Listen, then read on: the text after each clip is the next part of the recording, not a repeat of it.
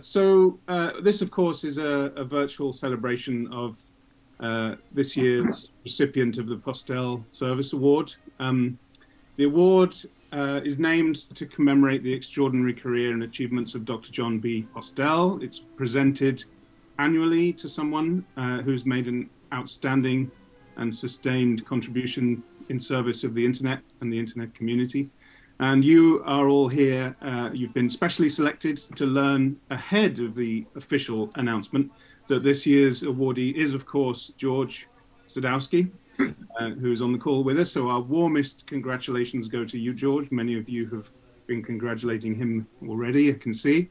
We're delighted that you're here with us today and that you are all here joining from various corners of the world. One of the benefits, of course, of hosting this celebration online is that we can gather as many of you together all in one place on the internet as possible. Just one of the many unique opportunities that the internet enables. And so it's playing an important role for us here today. This is an intimate and informal gathering of George's nearest and dearest, if you like. And you're all here because you care about George.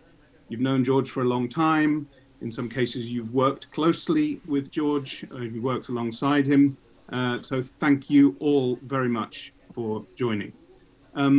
Before we kick off, I would kindly ask that you please don't discuss the awardee or George outside this forum for the time being. As I say, there will be a public announcement coinciding with IETF 115 in London on the 9th of November. So if you could keep this top secret information under wraps until then, we'd really appreciate it.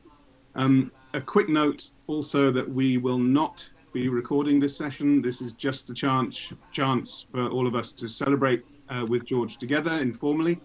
A little later on in the call, there will be an opportunity for anyone who would like to say anything to speak. When we get to that point, please just raise your hand using the reactions button or icon at the bottom of the screen, and we can turn to you. Or alternatively, you can raise your hand in the chat. Firstly, just to get things underway, I'd like to start by introducing Andrew Sullivan, the Internet Society's President and Chief Executive Officer, to say a few words about the award itself and about George. Andrew, over to you. Thank you, James. So the Postel Award is an award that the Internet Society created on the death of John Postel to recognize community service, and I think you know, George's long history within this community is certainly well recognized in this case. The goal is really to talk about people's contributions to the internet, because you know, at the Internet Society we like to say the internet is for everyone, but I also think that the internet is kind of made of everyone. That you know, you don't have a network of networks without a lot of different collaboration and a lot of different collaborators, and George's long career has demonstrated that very, very nicely. We have a little video that is going to come up, and I don't know if Raquel has it queued or not. Apparently so. So here we go.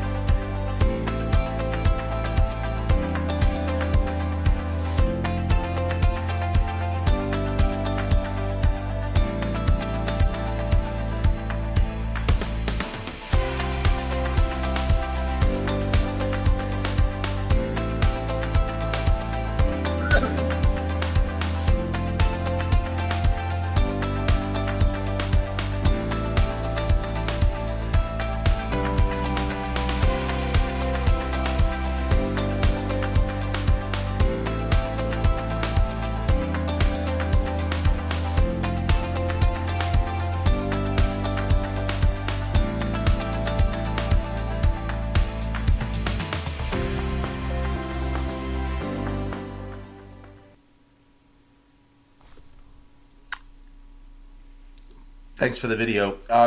The one thing that I want to mention is that it's important to recognize that this award is made by a committee, an independent committee, who evaluate the applicant or the nominees every year, and it's made up of volunteers who have received the award before. So it's a way of understanding that this legacy goes deep and long within the community.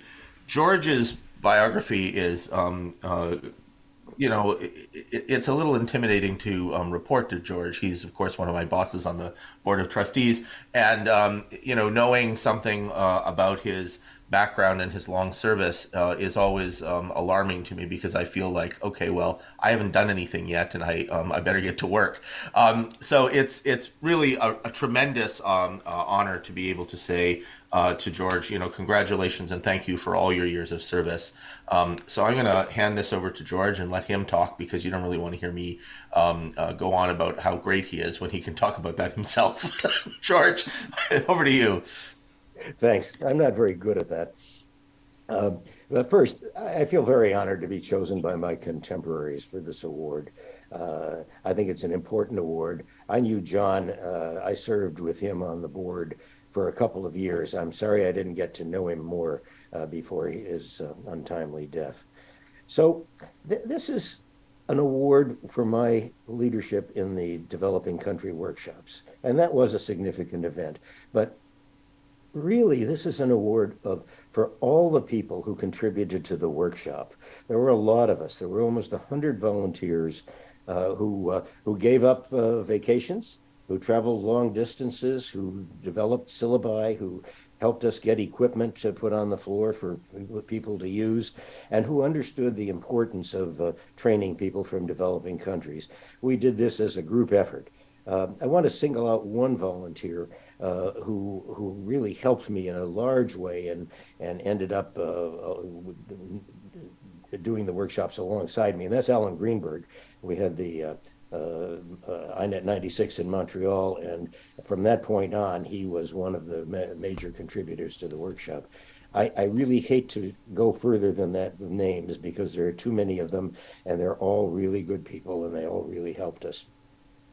So the purpose of the workshops was to address information poverty in large parts of the world, although I don't think we recognized it as information poverty in that at that time. We really wanted to spread the internet because we had an implicit faith that the internet would solve a lot of problems, would help a lot of people, et cetera, et cetera. And in fact, we've been proven right. It was an obvious thing for us to understand in the early 90s. Many of us who volunteered had international experience on which we based our beliefs. I had worked for the UN for 13 years. Randy Bush, one of the major volunteers, had worked for countries and as a not-for-profit guru, installing the internet in various places in Africa. We had seen university libraries. It's a shock to go from a developed country library, university library in this country, to one in Africa, where the library might be contained in one room or a series of rooms, and the technical information might be contained in one bookshelf, and the network and computing information might be contained in a part of one shelf. And if you looked at the dates, they were 10 to 20 years old because they had been dropped there by previous people going through, experts going through and contributing to the libraries. And they weren't very useful. And we'd also seen and experienced the lack of communication channels where people from developing countries could get out and could communicate with others. I remember spending several nights from 2 to 4 a.m. talking with Rwanda over radio telephone, with the signal fading in and out in bad French to complicate things. What we saw was information poverty. And the way I characterize that is you have a problem. You probably can't, and you're in a developing country, and it can be any kind of a problem. But you wonder, are you the only one who has the problem? It's difficult to find out. And is there a solution to the problem? You don't know. And even if you knew there was a problem, you really wouldn't know where to look for it or who to talk to. And even if you knew where to look for it or who to talk to, the communication with that person was really, really difficult. You couldn't communicate content or collaborate effectively at that time. And that was the state of affairs that we wanted to abolish. So what's the result after 10 years? We had a total of 1,500 students, roughly, from almost all developing countries. I think we missed North Korea and Equatorial Guinea and some of the small island states in the Pacific. We, I think, did a lot to strengthen the collaborative spirit of the international internet community, which was really important at that time. The internet community was built on a process of sharing. You shared information. We were eager to share it. We wanted to see this new technology grow to the point where it could really be useful for the whole world. I think we accelerated the diffusion of the internet in the developing world by a few years. When we educated students, we told them their job was to go back and spread the information they knew. They were also in a network. They all knew each other's email addresses, so no longer did they have to worry about was there a problem, a technical problem. They had 100 collaborators they could email and talk with at that time, and that developed into a fairly large email network. We created a lot of internet leaders. Tariq Kamel, a leader in Africa. Venancio Masinga, Minister of Science and Technology in Mozambique. Nee Quainer, who thought it was more important to spread the internet than to become Minister of Internet Technology in Ghana. A lot of the current NGO leaders and the businessmen who are active in the internet space either came from our workshops or were trained by somebody from our workshops. I don't want to exaggerate that, but it turns out that these were the first wave of people who were able to bring the internet to their countries and make use of them. We essentially broke the barrier of contributing to information poverty. ISOC had a critical role in this. To its credit, in 1992, it took a chance on an idea that I had. The idea was ill-formed. The idea was under-resourced. But maybe we could get rid of information poverty based on my understanding of what was going on in developing countries and this new tool, the internet, which now was beginning to reach out internationally. So Larry Landweber, who was the vice president of the Internet Society, by the way, the Internet Society was, I think, 6 months old at that point, I presented it to him, and he understood. He embraced the goals and the concept, the plan, the activity, and he convinced the board that this should be an ISOC project. He threw in $50,000. He said, you raise the rest, and we delivered with about 130 students and from 60 or 70 countries that first year. Without ISOC, we would have failed. It was a home that was really important to us at that time, even though it had really no track record. There were people there who wanted to help and did. Andrew referred to the ISOC motto earlier. The internet is for everyone. As I recall, it was slightly longer in 1992 or 3. The internet is for everyone. Help make it so. And we did our best. And ISOC continues to do so to this day. So thanks very much to my colleagues and to ISOC for the award. I really appreciate it. It represents, for me, one of the really important things that I did with my life, and it was worth it. Thank you. Thank you, George. Your many years of technical contributions, service to the community, and leadership have had a huge and lasting impression on the internet's footprint. You've enabled others to do their work and bring the internet to many new places. Many congratulations. It seems only fitting that we're here to celebrate your achievement today. There are a few other people who wanted to congratulate you as well. Some of them are here on this call, and others unfortunately couldn't make this time. But the first of those people, widely known as the father of the internet, I'm sure you all know who I mean, co-designer of TCP/IP protocols and the architecture of the internet, Cerf. Vint couldn't be here, but there is a message that he's recorded for you. Hello, George. It's Cerf. It's such a pleasure to congratulate you on the receipt of the Postel Award in 2022. You've earned this many, many times over. This is hardly timely, but it is entirely appropriate.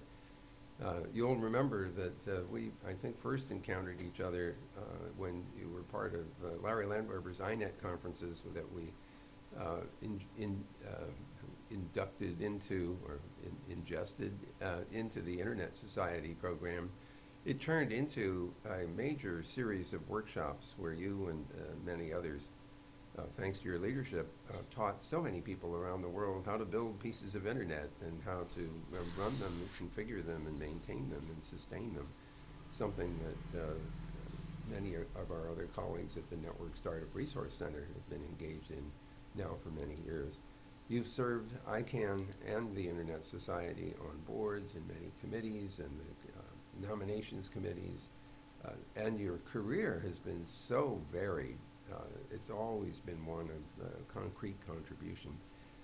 So today, you are more than deserving of this recognition. In case I can't be there either in person or live, I'm recording this video, but it is no less heartfelt and frankly enthusiastic about this recognition. So congratulations again, George. Party like there's no tomorrow. Meanwhile, see you on the net. Who can refuse that? That's great from Vint. And next, we have someone who's been a long-term colleague of George's and known for his contributions in extending the benefits of networking to other parts of the world. Vint just mentioned him, Larry Landweber. Hi. So George and Vint have just said many of the things I was going to say, but let me reiterate some of the points. When George approached me in 1992, and that's how many years ago? Already 30 years ago. It was a vision that was so attractive, his vision. He was going to change the world. He was going to accelerate the dispersion of the internet. And I was excited. I told Vint about it. He was excited, the board, and we provided $50,000, as George mentioned. And to put that in context, we funded the internet by having each region, Europe, Asia Pacific, and North America, raise $40,000 each year for the internet. And raising that money was difficult. So this was a major sacrifice contribution by ISOC. Well, George, are you hearing the sound in the background? Okay, I apologize. A plumber arrived at our house. So if you're not hearing it, okay. Anyway, so over the years, 9 years, the workshops went on. As George mentioned, 1,500 students, over 100 instructors and other volunteers, corporate support from Cisco, from the Soros Foundation, from O'Reilly Associates. O'Reilly is particularly noteworthy because George mentioned information poverty. Every student went back to their home country with a library in their suitcases. And that was thanks to Tim O'Reilly. Similarly, Cisco provided routers for many of the workshops that they then had to sell as used. So George was able, with his, his excitement and vision, to convince the donors, the instructors who were all volunteers who sacrificed weeks every year to provide the instruction and planning. All of this, or a good deal of this, was due to George's energy and leadership and vision. I should say, when I think of the workshops, I consider them to be one of the 2 or 3 most important activities that ISOC has done over the last 30 years. Literally, they changed the world. They made the world a place where internet was available and they provided leadership in internet in those countries, as well as leadership in organizations like ISOC, ICANN, UN agencies. So I'm very, very proud to have known George and to have been able to, in a very small way, help out at the beginning, because a very, very significant, in fact, the 90% of the success of the workshop has been due to his drive, vision, and understanding of what's needed. And in that process, he and the others involved with the workshops changed the world in a very significant way. And I can not think of any other things that I've been involved with in my life that I can say that about. So congratulations, George. You really deserve this honor. And I'm proud to have known you and to have you as a friend. Thank you, Larry. That's lovely. Thank you very much, Larry. So nice to hear that firsthand endorsement of the workshops that George has pioneered. And I love the concept of a library in a suitcase as well. That's one to remember. We also have someone on the call who I think would like to say a few words. He's an Internet Hall of Famer who led the computing and networking team that brought the internet to Lebanon, Nabil Bukhalid. Thank you, James. I've known George as long as I've known the internet, 29 years, as I was one of the participants in the first workshop, INET 93. And I believe that I participated in all the other workshops as participant, trainer, and sponsor of trainers. And we learned quite a bit from George. I mean, and actually, we were able to take from the training something that make us, I mean, snowball large number of trainings in our regions, local and regional setups. I, for one, I believe that between 1993 and 1996, I delivered more than 30 trainings that are based on the INET curriculum, methodology, and the library in the box, in the suitcase that we carried over. George, I mean, you mentioned that you speeded up the deployment of the internet, or you think that you speeded up the deployment of the internet. I believe that you did. I mean, because if you look at the map of Larry's between 1993 and 1996, it all turned to the purple colors, I mean, in just 3 years. Yeah. The internet enjoys a small number of biological fathers that were and still are crucial for its inception and development. But no less important, the internet enjoys a few adoptive fathers. I'm not sure if it is an English word, but it is a French word, adoptive, who invested lots of effort, love, expertise, attention, and mentoring. George, you are a remarkable adoptive fathers of the internet. I would like to congratulate you for the award, and I believe it is nobody deserves it more than you. Thank you for being there for us for a long, long time, and for being a dear friend. Thank you. Thank you, Nabil. Yeah. Thank you very much, Nabil's very kind words. So at this point, we'd just like to open up the floor for anyone who would like to say anything and take the opportunity to congratulate George. If you'd like to say something, you can either raise your hand, I see a few people are, or put something in the chat. And I think Zoom will order the people for us. So first of all, we have Alan Greenberg. Thank you very much. George thanked me for my work on the workshops, and I guess I have to thank him back. the workshops, and similar to what a few other people said, is probably the most important work that I've ever done in my life. It wasn't easy. It wasn't, sometimes it wasn't fun, but it was really perhaps the most important thing that I've ever done. More important, I left my old job at McGill University 22 years ago. And the work I did on the workshops, and George personally, opened up a new world to me that has kept me busy, more than busy, for the last 20 odd years. Again, doing things that I think were useful and productive, and has helped the world in its use of technology and the internet. So I return the thanks in spades. The last time I saw John Postel I was sitting beside him at an INET meeting where he was given an award by the ITU. And when he came back from receiving it on the stage, I said two things to him. First, it was well-deserved. And the second was, did you ever imagine you'd get an award from the ITU?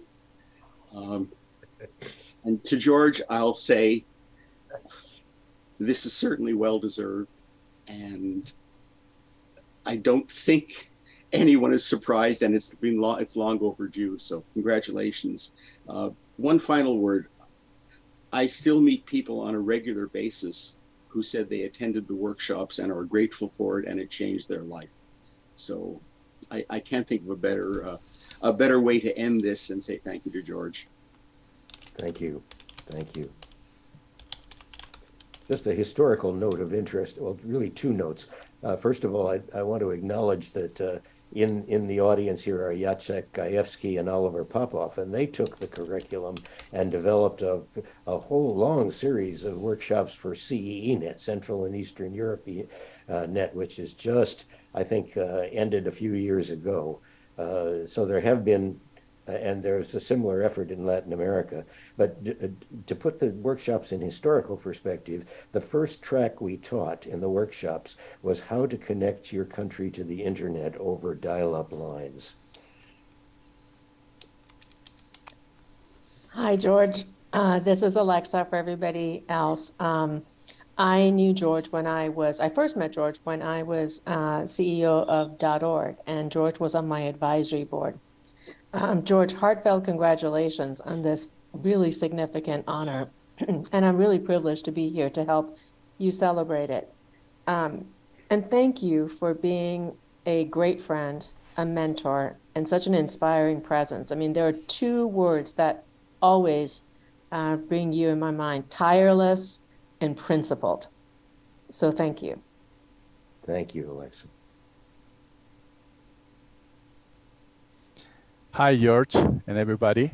This is Lito Ibarra from El Salvador.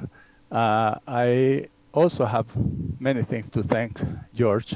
And among those, I am one of the several thousand attendants to the workshops from developing countries.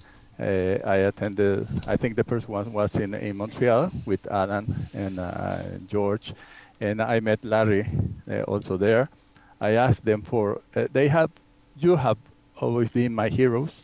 And I asked for your autograph in a book. So I carry that still.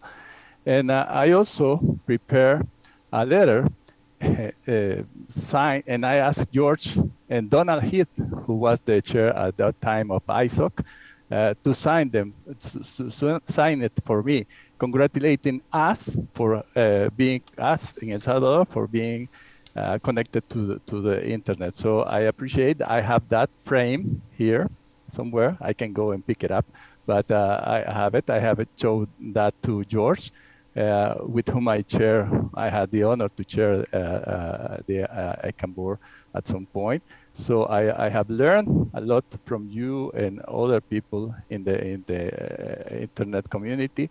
And I want to confirm what George said before.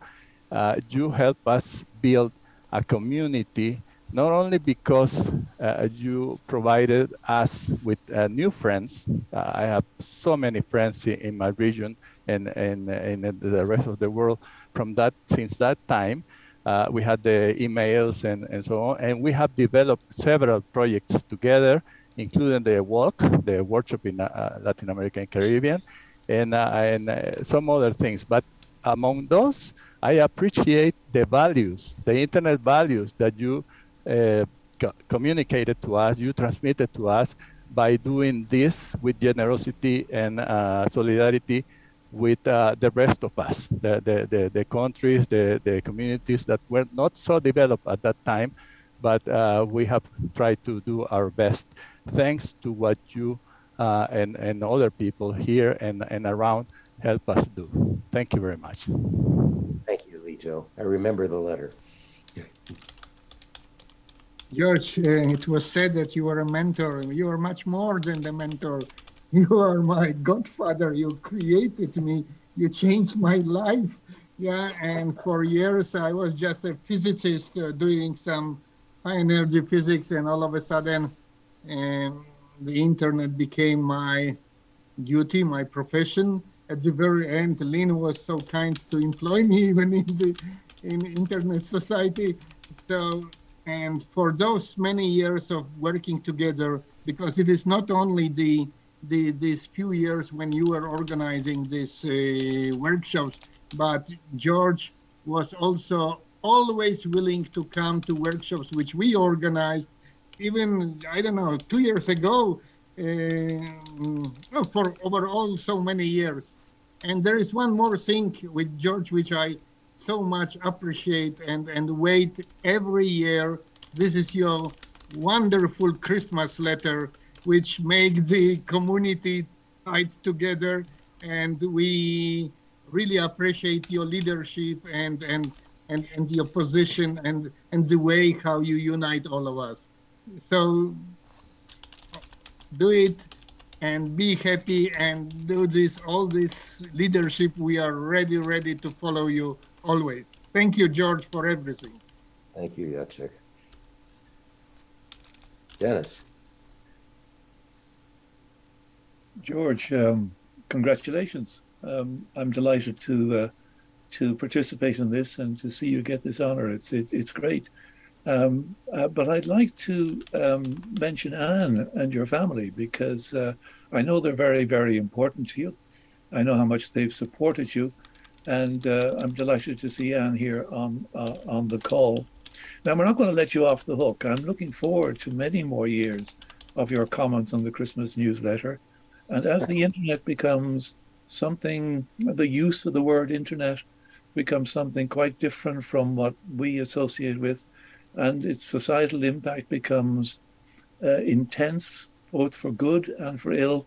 I look forward to your thoughts and guidance each year on that internet, the social media, the cyberspace that is so fundamentally changing our world in a different way, I think, than we ever intended or perhaps ever anticipated. So looking forward to your continuing participation, George. Congratulations. Thank you, Dennis, and thank you for highlighting social impact. It's probably the most important thing right now. And George, everyone, it's Lynn. I know we're over time, so I'll be brief, but I just wanted to thank George also for all of his efforts and really echo Dennis's comments with respect to thanking the family behind. I mean, everybody gives up so much with these extensive travel schedules. But I had the pleasure of working with George and Alan and Randy and John and Oli and Oliver and so many people on this call and of course elsewhere for quite a few years, starting back in 1998, and know very much the effort that it actually takes, not only from the individuals participating, but the volunteers, the organizers, the sponsors. And it really was just a huge global community effort. And in addition to recognizing the efforts of George here and the efforts of CENET, this spread even into Latin America. This was, I think, mentioned earlier. And there were a number of workshops for years held there as well. And I just, I always wanted to try and do more with a network of people that had come through all of these training efforts and workshops. And we made some stabs at it. I do think it's actually something still worth considering in terms of setting up alumni lists and doing what we can to kind of re-energize them, because it's just such a wealth of people and knowledge and history. And I think it's really important that we all recall that. So again, George, very well deserved. Thank you very much for all of your efforts. And it's so nice to see so many faces on here as well. Thank you. Thank you. Ram. Congratulations, Anne. And of course, congratulations, George. You know, George wouldn't be where you wouldn't be where you are without the strong support of Anne and your family. So it's just great. George, your ability to combine strategic intent with strong execution is such a rare thing. Most people just bring one or the other. In our times together, you've exhibited that so amply. You've been a great mentor and developed into a cherished friend. May the years continue to bring more of your keen intellect combined with empathy to all of us and to the internet. Well deserved. Thanks. Thanks, Ram.